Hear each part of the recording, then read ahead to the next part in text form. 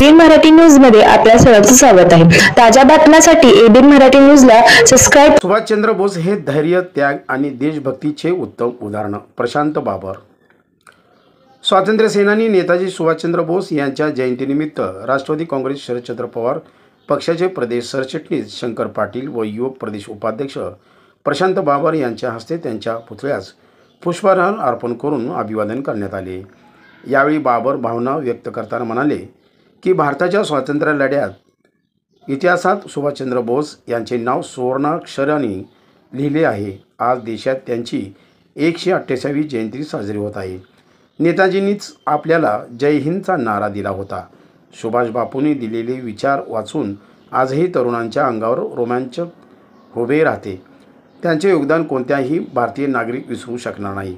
परंतु आज त्यांच्या जयंतीदिनी महापालिका प्रशासन, स्थानिक लोकप्रतिनिधींना पुतळ्याची रंगरंगोटी, डागडुगी तथा सुशोभीकरण करण्यासाठी वेळ, पैसा उपलब्ध करता आला नाही।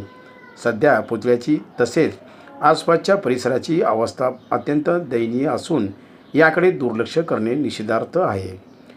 सदर प्रसंगी पक्षाचे प्रदेश सरचिटणीस शंकर पाटील, प्रदेश युवक उपाध्यक्ष प्रशांत बाबर, प्रदेश सरचिटणीस वैद्यकीय विभाग राहुल बोलखटे, प्रदेश चिटणीस सामाजिक न्याय विभाग प्रवीण वाडे, जनरल सेक्रेटरी चंद्रकांत पवार, महिला प्रदेश सचिव सिया मुलानी, वंदनाताई भिसे, शहर उत्तर विधानसभा अध्यक्ष संजय जाबा, शहर मध्य विधानसभा अध्यक्ष जावीद शिकलकर, शहर उपाध्यक्ष वीडी गायकवाड, प्रमोद भवाळ, लक्ष्मण भोसले, शहर सरचिटणीस रामप्रसाद शागालोलू, सोशल मीडिया अध्यक्ष शक्ती कटकदोंड, ज्ञानेश्वर सोनोने, सूर्यकांत शिवशरण आदी पदाधिकारी व कार्यकर्ते उपस्थित होते।